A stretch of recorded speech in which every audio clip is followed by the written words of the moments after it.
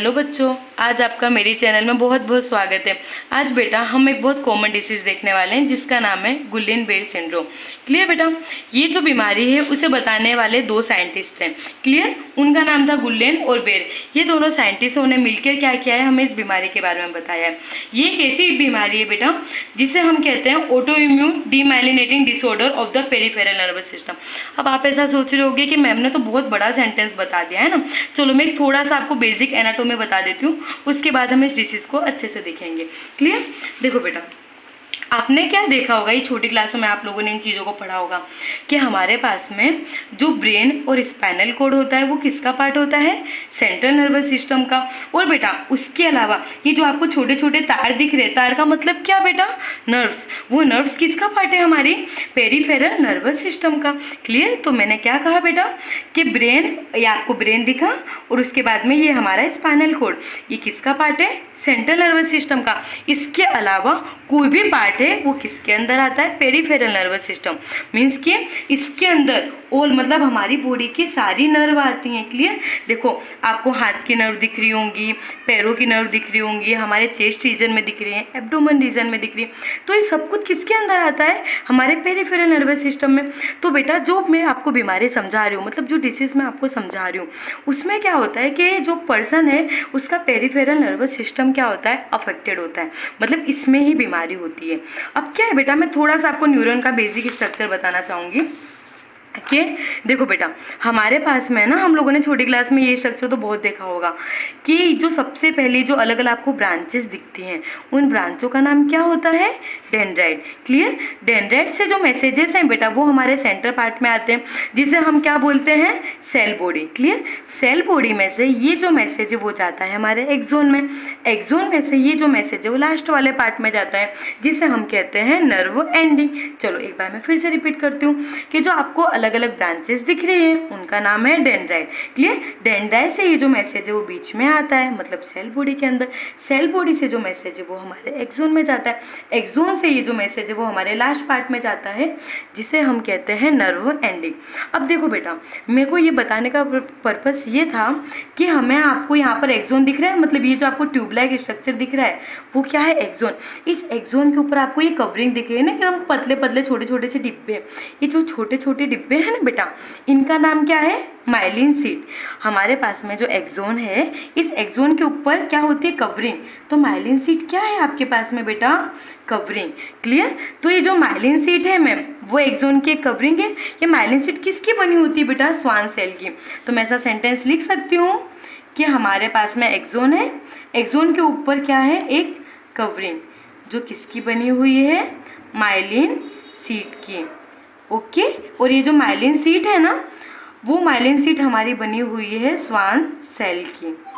Done? इतनी चीजें आपको सिर्फ समझनी थी। अब हम क्या करते हैं बेटा, थोड़ा आगे देखते हैं। हमने कॉन्सेप्ट तो देख लिया। चलो अब हम आते हैं हमारे पहले स्लाइड, पहले वाले पेज में। तो हमने क्या कहा था कि डीमाइलिनेटिंग डिसऑर्डर, ये कैसा एक डिसऑर्डर है हमारे पास में, डीमाइलिनेटिंग। डीमाइलिनेटिंग का मतलब क्या होता है बेटा, ये है ना, देखो जैसे कि ये हमारे पास एक नॉर्मल हेल्दी नर्व है। देखो आपको कैसा दिख रहा होगा कि ये जो आपको पतला जो ट्यूब दिख रहा है ना वो एक्सोन है बच्चा। एक्सोन के ऊपर जो आपको इधर धनाधन कवरिंग दिख रही है ना इतनी सारी, वो इतनी सारी कवरिंग किसकी है, माइलिन शीट की। नॉर्मल है जैसे अपने लोगों के शरीर में अभी है। अब क्या हो देख रहे हो आप कि जब नीचे देखोगे जिस पेशेंट को गुल्लेन बेर हुआ है उसके न्यूरॉन कैसे होते हैं कि देखो माइलिन कवरिंग कैसे टूट गई है एकदम, है ना। मतलब आप क्या बोल रहे हो कि मैम ये जो माइलिन है वो कैसा हो गया है, डैमेज। तो जब माइलिन डैमेज हो जाता है ना बेटा, तो उसी चीज को हम क्या बोलते हैं, डीमाइलिनेशन। चलो एक बार फिर से समझा दूं कि हमारे पास एक हेल्दी नर्व है, उसमें आप देख रहे हो कि एक्सोन के ऊपर बहुत अच्छी तरीके से माइलिन शीट की कवरिंग है।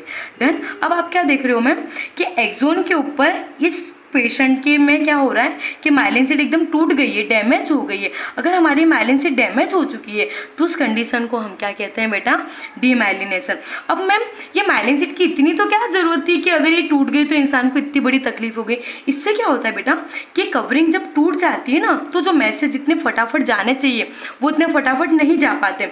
तो हम क्या लिखते हैं कि सो दैट, उसके वजह से जो कंडक्शन है इम्पल्सेस का वो धीमे धीमे क्या हो गया है, स्लो हो गया है। अगर फटाफट मैसेज नहीं जा रहे तो हमें क्या होने लगेगा बच्चा, कमजोरी आने लगेगी। देखो जैसे कि अगर हमें कोई भी गर्म चीज़ हम छूते हैं तो तुरंत हम अपना हाथ पीछे हटाते हैं।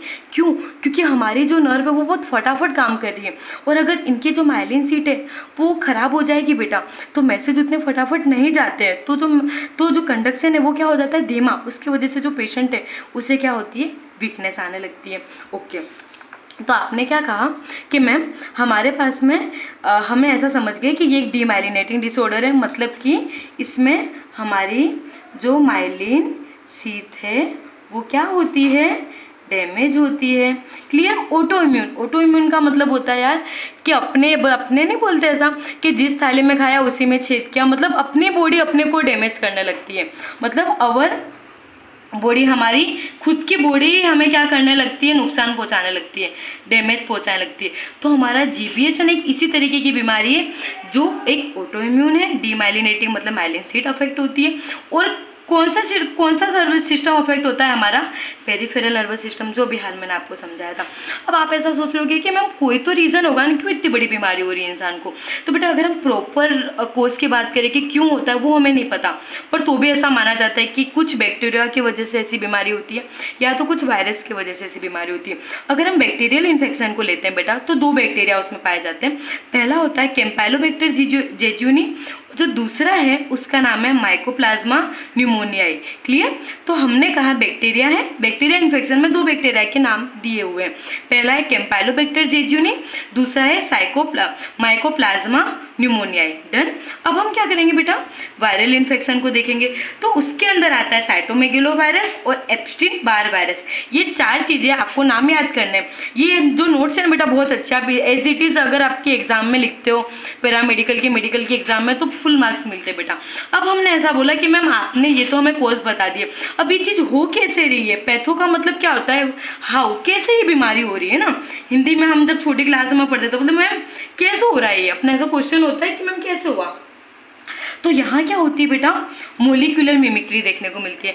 अब ऐसा सोच रहे होंगे मैम मिमिक्री क्या होता है, अपने ने किसी भी सर टीचर की कॉपी करते हैं यार, वो सर ऐसे हंसते थे ना तो चलो मैं वो सर की तरह हंस के बताता हूँ। सेम कहानी यहाँ पर होती है। यहाँ पर कैसा होता है बेटा कि देखो हमारे पास में जैसे न्यूरॉन है, क्लियर, तो हमारे पास न्यूरॉन था बेटा, तो उसमें एक प्रोटीन होता है, उस प्रोटीन का नाम होता है गैंग्लियोसाइड। क्या होता है बेटा उसका नाम, गैंग्लियोसाइड। अब आपने बोला कि मैम इसका नाम है गैंग्लियोसाइड, और अभी हाल मैंने आपको एक बैक्टीरिया बताया था, याद है आपको, कैम्पाइलोबैक्टर जेजुनी। तो हम इस बैक्टीरिया में सीखते हैं, हम उस बैक्टीरिया का नाम लिखते हैं कैम्पाइलोबैक्टीरिया जेजुनी। क्लियर? ये हमने इसका नाम लिखा। तो इसके अंदर बेटा एक प्रोटीन होता है, देखो उस प्रोटीन का नाम मैंने लिखा है ओलिगोसैकेराइड। क्या लिखा है बेटा उसका नाम मैंने, ओलिगोसैकेराइड। अब आपने बोला कि मैम ये भी क्या है, एक प्रोटीन, गैंग्लियोसाइड भी क्या है, एक प्रोटीन। मतलब बच्चा दोनों ही क्या है हमारे पास में, प्रोटीन। न्यूरॉन के पास भी एक प्रोटीन है जिसे हमने बोला गैंग्लियोसाइड। ये जो बैक्टीरिया है जेजुनी वाला, उसके पास भी एक प्रोटीन है जिसका नाम है ओलिगोसैकेराइड। अब इन दोनों में फर्क क्या है बेटा, ये दोनों का जो स्ट्रक्चर होता है ना वो कैसा होता है, सेम दिखता है। स्ट्रक्चर कैसा दिखता है आपको, सेम। तो हमारा इम्यून सिस्टम कंफ्यूज हो जाता है, उसको ऐसा वो पहचान ही नहीं पाता है कि है ना ये हमारे लिए खराब है कि ये हमारे लिए खराब है। बेटा ये जो गैंग्लियोसाइड और ओलिगोसैकेराइड है ना बेटा, उन दोनों का स्ट्रक्चर क्या होता है, सेम। मतलब दोनों एक जैसे दिखते हैं, जैसे ये भी गोल गोल दिख रहा है, ये भी गोल गोल दिख रहा है। तो हमारी बॉडी का जो इम्यून सिस्टम होता है ना वो क्या हो जाता है, कंफ्यूज हो जाता है। हमारी बॉडी का जो इम्यून सिस्टम है वो कंफ्यूज हो जाता है। सो दैट वो क्या करता है बेटा, वो मिस्टेकली मतलब कि गलती से है ना बेटा, हमारे जो माइलिन सीट है ना उस पे वो क्या कर देता है, अटैक कर देता है। माइलिन सीट के ऊपर वो क्या कर देता है, अटैक कर देता है, जिसके वजह से वो धीमे धीमे क्या होने लगती है, डिस्ट्रॉय होने लगती है।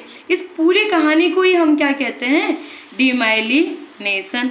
एकदम सिंपल। हमने कहा हमारे पास इम्यून सिस्टम था वो कंफ्यूज हो गया, कंफ्यूज होने की वजह से उसने गलती से क्या किया बेटा, हमारे जो न्यूरॉन थे ना उसकी माइलिन सीट को ही उसने डैमेज करना चालू कर दिया, तो धीमे धीमे वो टूटने लगी। उस कहानी को हम कहते हैं डीमाइलिनेशन। क्लियर? चलो यहाँ पर मैंने शॉर्ट में लिखा है बेटा कि मोलिकुलर क्या होती है, मिमिक्री होती है। मीन्स इसका मतलब क्या होता है बेटा कि जो कैम्पाइलोबैक्टर जेजुनी है ना, उसमें प्रोटीन प्रेजेंट होता है, उसका नाम क्या है, ओलिगोसैकेराइड। और हमारे न्यूरॉन है उसमें कौन सा प्रोटीन होता है बेटा, गैंग्लियोसाइड। ओके, अब हमने कहा कि ओलिगोसैकेराइड और गैंग्लियोसाइड दोनों का जो स्ट्रक्चर है वो कैसा है बेटा, सेम है।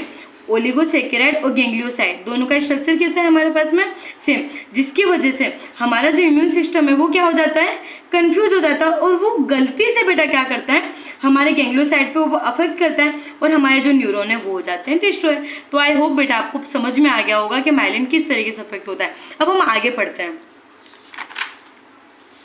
अब देखो बेटा, अगर है ना ये पेशेंट हमारे पास में आया तो हमने तो ऐसा बोला कि मैम ये क्यों हो रहा है वो भी हमने देख लिया, कैसे हो रहा है वो भी देख लिया।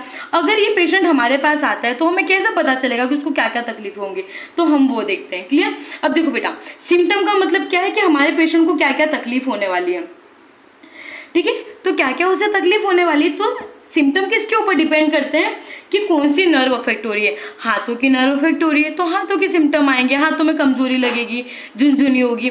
अगर पैरों की नर्व अफेक्टेड होंगी तो पैरों में सिम्टम आएंगे, उस तरीके से। तो देखो बेटा, सबसे पहले मैंने जो बीमारी है वो अर्ली स्टेज में बताई कि मतलब जब एकदम शुरुआती लक्षण किस तरीके से होते हैं। तो सबसे पहले क्या होता है बेटा कि मोटर इन्वॉल्वमेंट होता है। मतलब आप लोगों ने छोटी क्लास में पढ़ा होगा कि हमारे पास दो टाइप की नर्व होती है, एक होती है मोटर और एक होती है सेंसरी। तो जब मोटर नर्व इन्वॉल्व होती है ना बेटा, तो उसकी वजह से क्या होता है, जो पेशेंट है उसे बहुत वीकनेस लगती है। वीकनेस मतलब उसे बहुत कमजोरी फील होती है। तो कमजोरी कहाँ लगती है बेटा उसको, तो लोअर लिम्ब में ज्यादा लगती है than the upper limb. Means अपने ऐसा बोल सकते हैं कि ये हमारे पास में लोअर लिम्ब मतलब हमारे पैर है, और ये क्या है हमारा अपर लिम्ब मतलब हमारे हाथ है। तो इस कंडीशन में पेशेंट का जो लोअर लिम्ब है ना, वो हम क्या होता है, मोर अफेक्टेड होता है। मतलब कि मैम वो ज्यादा अफेक्टेड होता है, किसके कंपैरिजन में, अपर लिम्ब के कंपैरिजन में। और इसके बाद बेटा एक चीज बहुत याद रखनी होती है कि हमारे जैसे मैंने पैर लिया है ना बेटा, लोअर लिम्ब लिया, तो उसमें जो थाई की मसल्स है, मतलब जो ऊपर की तरफ मसल होती है, उन्हें हम कौन सी बोलते हैं, प्रोक्सिमल। जो नीचे की तरफ होती है उन्हें हम क्या बोलते हैं, डिस्टल। तो क्या होता है बेटा, जीबीएस के पेशेंट में ये जो प्रोक्सिमल मसल है ना, वो क्या होती है, ज्यादा अफेक्टेड होती है। वो क्या होती है, ज्यादा अफेक्टेड होती है। किसके कंपैरिजन में बेटा, डिस्टल मसल के कंपैरिजन में। एक बार मैं फिर से रिपीट करती हूँ, एकदम ध्यान से सुनना बच्चों, कि हमारे पास कोई पेशेंट आया और एकदम वो बोला कि मुझे 2-3 दिन से बहुत ज्यादा कमजोरी लग रही है और मुझे पैरों में बहुत ज्यादा कमजोरी लग रही है, हाथों में कम लगती है। अपने बोला ठीक है, फिर वो ऐसे तकलीफ देगा कि जो पैर की जो मेरी थाई है ना, वो तो बिल्कुल उठती नहीं, मैं बिल्कुल काम ही नहीं कर पा रहा। क्यों बेटा, क्योंकि इन पेशेंटों की जो प्रोक्सिमल मसल से वो ज्यादा अफेक्ट होती है than the distal muscle. Same कहानी हमारे अपर लिम्ब के लिए होती है। अपर लिम्ब की ये वाली जो मसल से वो ज्यादा अफेक्ट होंगी, वो जो डिस्टल है वो कैसी होती है, हमारी कम अफेक्ट होंगी। तो हमने ये लिख दिया कि जो प्रोक्सिमल मसल से वो ज्यादा अफेक्टेड है और जो डिस्टल मसल से वो कैसी है, हमारी कम अफेक्टेड है। तो अगर आपको कोई भी एग्जामिनर पूछे तो आपको आंख बंद करके बोलना है कि जीबीएस के पेशेंट में मोटर इन्वॉल्वमेंट ज्यादा देखने को मिलता है। अब दूसरा आता है हमारे पास में सेंसरी।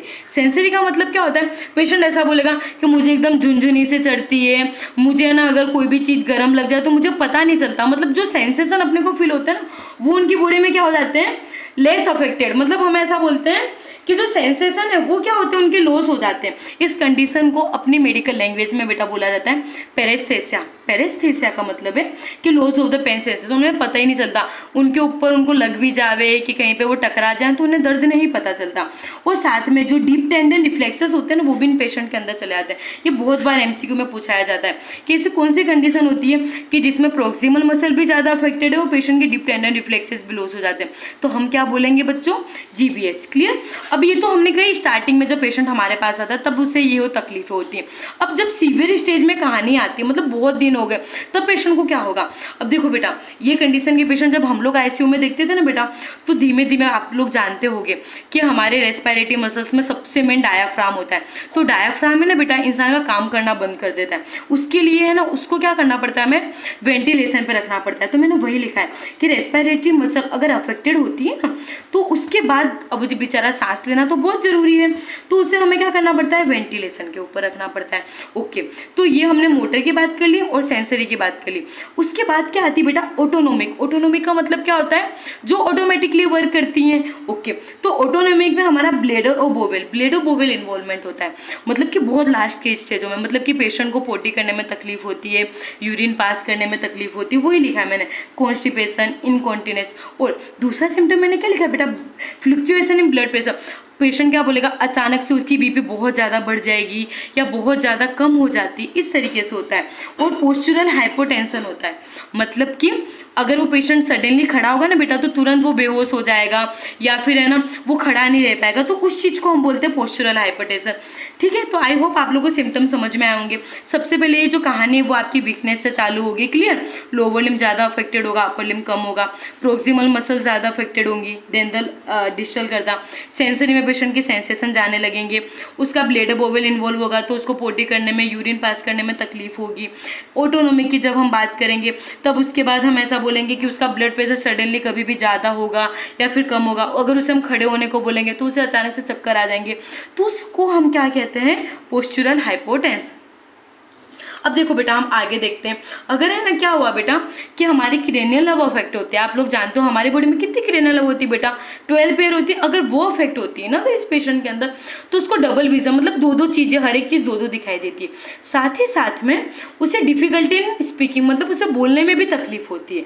अब हमने बोला डायग्नोसिस का मतलब मैम आपने अभी तक तो हमें ये बता दिया कि ये कंडीशन क्या है, ये क्यों हुई, इसी कैसे हुई, ये पेशेंट अगर हमारे पास आए तो उसे क्या क्या तकलीफ होंगी, पर बेटा हम कंफर्म कैसे करेंगे कि उसको यही तकलीफ है।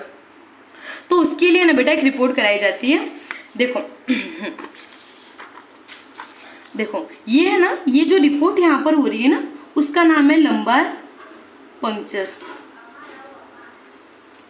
देखो इसमें क्या किया जाता है बेटा कि ये पेशेंट देखो ऐसा लेटा हुआ है बेटा, लेटने के बाद क्या किया जाता है कि हमारी जो बैकबोन्स होती है ना बेटा, वहां से क्या करते हैं ये लोग, एक नीडल डालते हैं और सेरेब्रोस्पाइनल फ्लूइड को ये लोग क्या कलेक्ट करते हैं, सेरेब्रोस्पाइनल फ्लूइड को ये लोग क्या करते हैं बेटा, कलेक्ट करते हैं। मैंने ऐसा कहा कि ये पेशेंट हमारे पास एक लेटा हुआ है, तो है ना उसकी बैकबोन में से ये लोग क्या करते हैं, एक नीडल डालते हैं और इस सेरेब्रोस्पाइनल फ्लूइड को लेते हैं। तो मैंने क्यों CSF फ्लूइड को लिया, उसका भी एक रीजन है बेटा। देखो वो लोग क्या करते हैं कि उन्होंने लंबर पंक्चर लिया, तो उसके थ्रू उन लोगों ने क्या किया कि सेरेब्रोस्पाइनल फ्लूइड को कलेक्ट किया, जैसे हम ब्लड रिपोर्ट के थ्रू ब्लड को कलेक्ट करते हैं, वैसे उन्होंने पीछे से क्या कलेक्ट किया, हमारे बैकबोन से सेरेब्रोस्पाइनल फ्लूइड। अब क्या होता है बेटा कि ये जो कंडीशन है, मतलब ये जो टेस्ट है वो कब पॉजिटिव आएगा, 1 हफ्ते बाद पॉजिटिव आता है। अब मैम CSF में हमें क्या देखने को मिलेगा, तो बेटा इसके अंदर है ना प्रोटीन का लेवल क्या आता है, ज्यादा आता है, साथ ही में शुगर का लेवल तो नॉर्मल होता है। तो मैम हमने ऐसा बोला कि अगर हम CSF को ले रहे हैं तो प्रोटीन का लेवल ज्यादा आ रहा है, पर शुगर कैसी है, नॉर्मल है। तो इस कंडीशन को हम बोलते हैं एल्ब्यूमिन साइटोलॉजिकल डिसोसिएशन। क्या कहते हैं बेटा इसे, हम लंबार पंक्चर लिया और CSF के अंदर अगर फाइंडिंग आई जीबीएस की पॉजिटिव, तो उसे कहते हैं एल्ब्यूमिन साइटोलॉजिकल डिसोसिएशन। अब जो बेटा जो दूसरा टेस्ट है उसका नाम क्या है, nerve conduction study. Nerve conduction study का मतलब क्या होता है, अगर बेटा आपको इसके बारे में डिटेल नॉलेज चाहिए तो आप मुझे मैसेज कर सकते हो कमेंट बॉक्स पे, मैं अच्छे से पढ़ाऊंगी। अभी मैं आपको थोड़ा बेसिक बता देती हूँ। NCP में हम क्या कराते हैं किसी भी पेशेंट को कि है ना, कुछ क्या करते हैं, जैसे कि देखो ये आपको पेशेंट दिख रहा होगा, है ना, देखो एक पेशेंट का पेट दिख रहा है हमें।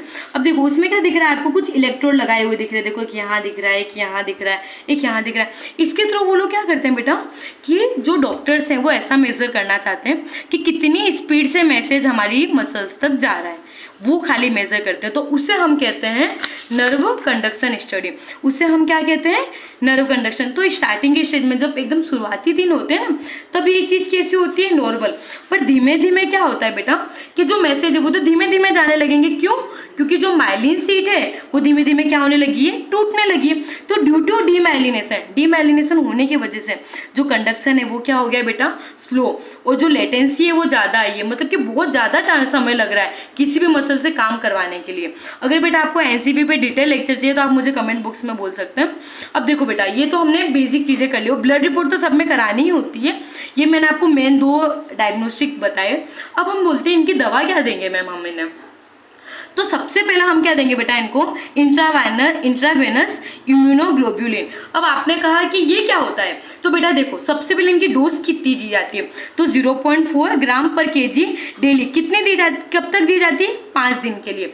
इसमें क्या होता है बेटा कि आपको मैंने बताया था, हम ये जो GBS है वो कैसी बीमारी है, एक ऐसी बीमारी है बेटा, एक auto immune condition. Auto immune का मतलब गलती से हमारी बॉडी हमें को डैमेज करने लगी, तो इसके थ्रू क्या होता है बेटा कि है ना मतलब कि जो इम्यूनोग्लोब्यूलिन है उसे हमारी बॉडी के अंदर एंटर कराया जाता है, और जो खराब ऑटो एंटीबॉडी होती है ना उसको वो लोग क्या कर देते हैं, न्यूट्रलाइज कर देते हैं। क्या कर देते हैं बेटा, न्यूट्रलाइज। देखो क्या लिखा है मैंने, GBS auto antibody are neutralise, मतलब कि उनको रोक देते हैं by the antibody in the IVIG, मतलब कि इंट्रावेनस इम्यूनोग्लोब्यूलिन, मतलब कि जितना भी खराब चीजें होती है ना उसको अपने रोक देते हैं, किसके थ्रू, ये दवा के थ्रू। अब दूसरा क्या होता है बेटा, प्लाज्मा एक्शन। आप लोग जानते होंगे हमारे ब्लड में प्लाज्मा आती है, तो क्या होता है बेटा कि जो प्लाज्मा है अगर हम इस प्लाज्मा को बदल दें तो जो खराब प्रोटीन है वो धीमे धीमे चला जाएगा, क्योंकि अभी हाल हमने लंबर पंक्चर में देखा था CSF के अंदर प्रोटीन का लेवल ज़्यादा आ रहा था। अगर मैं प्लाज्मा बदल दूंगी ना बेटा तो क्या होगा कि जो खराब प्रोटीन है वो चला जाएगा। तो मैंने वही लिखा है बेटा कि removal of the small amount of plasma so that reduce the abnormal protein in the blood. मतलब कि प्लाज्मा एक्सचेंज के टाइम पे हम क्या करते हैं कि जितना भी खराब प्रोटीन होता है ना उससे हम बॉडी से बाहर मतलब कि रिमूव कर देते हैं। तो आई होप आपको ये लेक्चर समझ में आया होगा बेटा।